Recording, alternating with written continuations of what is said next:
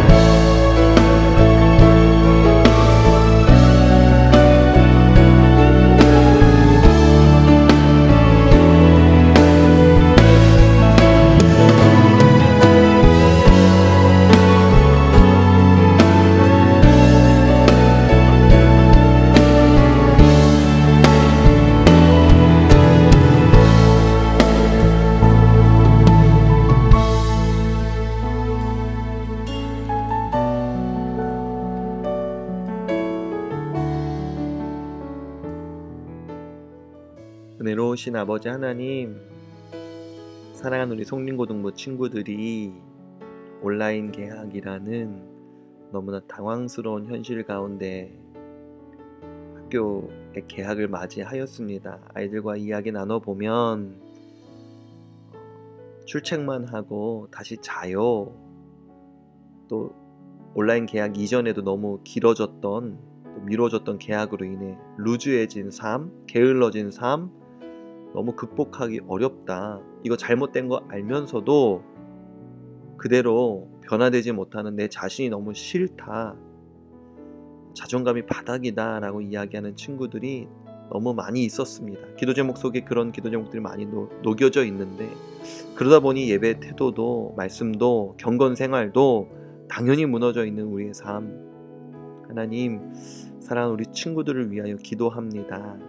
친구들의 삶 가운데 찾아가서 역사하시고 그들이 잠들어 있는 영혼들을 하나님 이 시간 흔들어 깨워주시고 다시금 주님 앞에 일어나서 예배하고 말씀 보고 기도하는 자리로 그들의 삶을 돌이킬 수 있도록 하나님 인도하여 주옵소서. 오늘도 연약한 종이 사랑하는 지체들의 간절한 소망의 기도 제목들을 놓고 아뢰었습니다. 미처 아뢰지 못했던 기도 제목들 가운데도 지금 함께 하시고 소원의 기도 제목들 가운데 각자의 필요에 맞게 응답하실 주님을 기대하오니 함께하여 주옵소서. 감사를 드리며 이 모든 말씀을 우리 구주 예수 그리스도의 이름으로 기도합니다. 아멘. 오늘도 너무 수고하셨고요.